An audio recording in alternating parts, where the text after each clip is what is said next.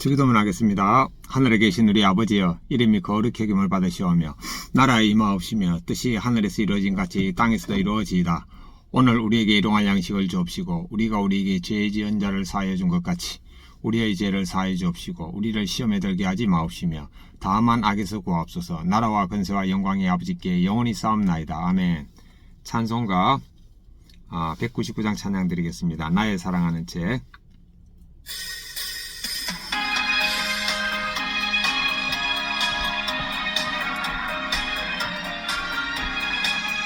나의 사랑하는 책 비록 헤어졌으나 어머니의 무릎 위에 앉아서 재미있게 듣던 말 그때 일을 지금도 내가 잊지 않고 기억합니다.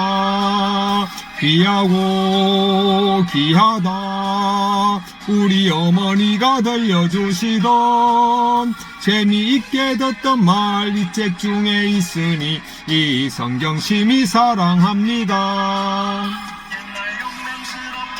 아멘. 하나님의 말씀 마가복음 3장 7절부터 19절입니다.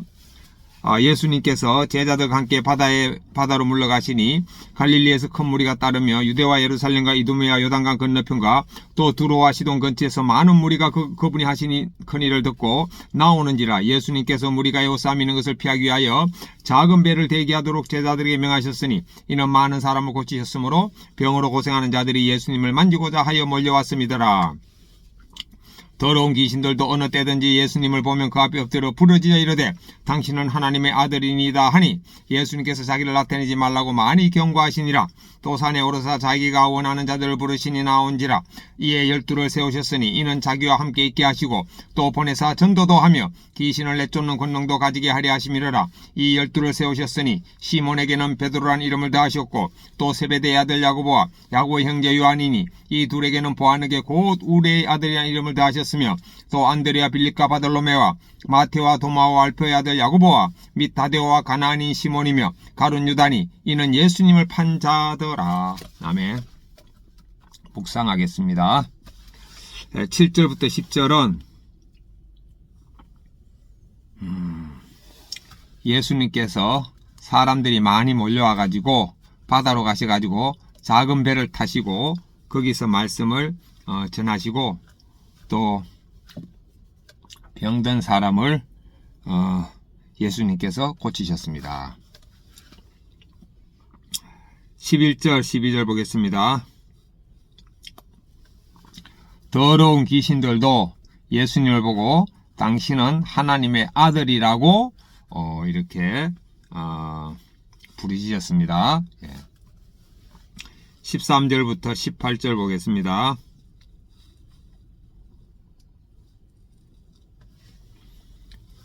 예수님이 자신이 원하는 제자들을 불렀습니다.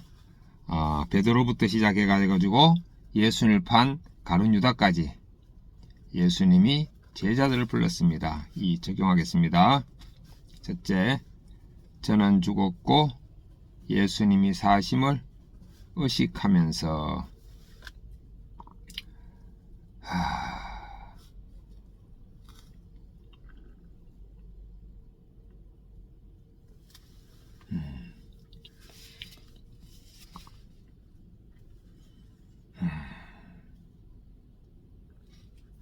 더러운 귀신과 병을 고치신 예수님을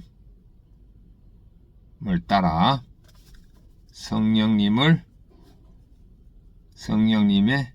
능력으로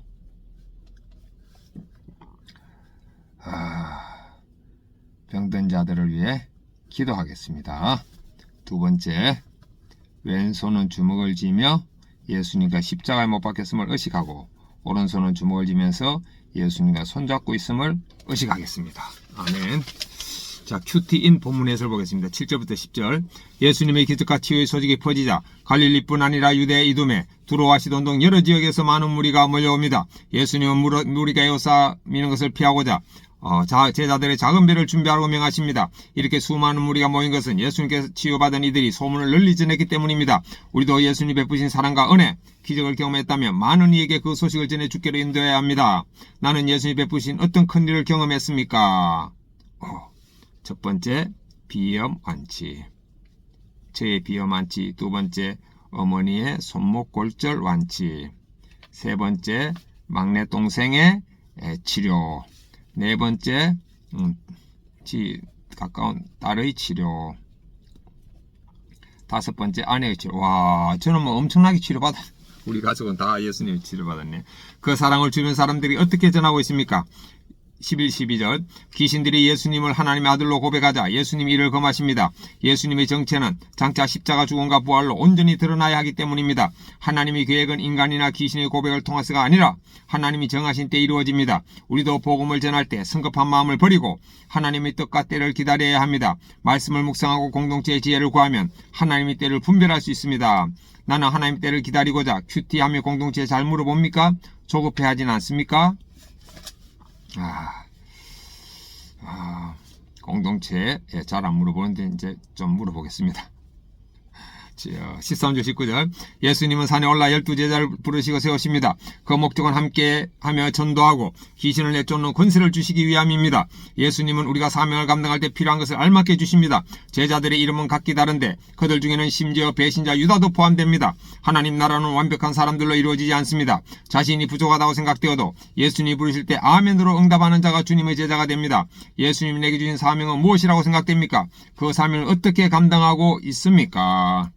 예수님이 제게 주신 사명 전도입니다. 일하면서 감당하고 있습니다. 아멘.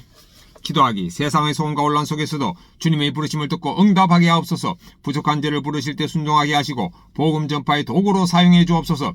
제 삶을 통해 예수님의 큰일이 전해져 많은 사람이 주님께 나오게 하옵소서. 아멘. 묵상간정 김태연님 작은 배의 축복.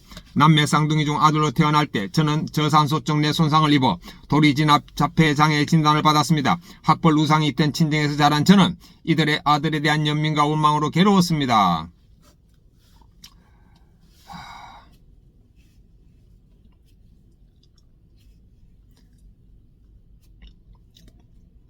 그러다 지인의 권유로 참석한 교회 소그룹 모임에서 국사 말씀을 듣고 전공의 시절 술과 음란에 빠져 가정을 소홀히 한 것을 회개했습니다. 그러나 고쳐지지 않을 아들을 키우는 수고에 무슨 의미가 있을까라는 허무함은 계속되었습니다. 그러다 저는 예수님을 만지려고 몰려온 사람들처럼 자폐아를 고치는 치유센터가 있다는 소문을 듣고 찾아갔습니다. 그리고 그곳에서 아들을 고치려면 다른 남편에게 맡기고 어머니는 아들과 이 근처에서 1년 반 동안 사시면서 아들이 치료하면 집중하세요라는 말을 들었습니다. 저는 그렇게 하고 싶었지만 이런 때일수록 아내와 엄마의 자리를 지켜야 해요라는 공동체의 권면을 듣고 센터행을 포기했습니다. 그리고 남편과 딸에게 피해를 주지 않는 선에서 아들의 치료에 시간과 물질을 쓰겠다는 기준을 세웠습니다. 예전에는 아들 또래의 건강한 남자아이들을 보는 게 괴로워서 딸과 놀이터에 가기를 꺼려했습니다. 그러나 엄마의 자리를 지키려고 적용하다 보니 장애가 있든지 없든지 모든 아이가 똑같이 사랑스럽게 느껴졌습니다. 물론 대소변 실수를 하고 자해하는 장애 아들을 키우느라 힘들 때도 많았지만 현재는 아들 덕분에 온 가족이 예배의 기쁨을 누리고 있습니다. 주님께서 허락하신 때와 환경에 순종하며 왔더니 주님은 지금 이 순간이 가장 아름답고 행복한 때임을 알게 하시고 집안의 웃음이 끊이지 않게 하셨습니다. 고침받기만 바라는 무리 속에서 허무하게 살던 저를 작은 배로 부르셔서 제자로 양육해 주시고 세상과 구별된 가치를 가르치신 하나님께 감사드립니다. 적용1. 딸의 입시에 관심을 갖고 아이와 대화를 나눌 정도의 입시 지식을 습득하겠습니다. 어린 장애아이를 키우는 이웃집 엄마에게 제 간증을 전하겠습니다. 아멘.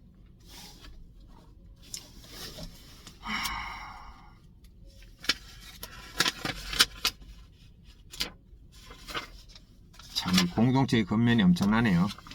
제 적용을 확인하겠습니다. 저는 죽고 예수님 사심 의식하면서 더러운 귀신이나 병든 사람을 치유하는 예수님을 따라서 성령님의 능력으로 몸이 아픈 사람을 위해서 기도하겠습니다. 왼손을 주먹을 쥐면서 예수님과 십자가에 못 박혔음을 의식하고 오른손을 주먹을 쥐면서 예수님과 손잡고 있음을 의식하겠습니다. 아멘.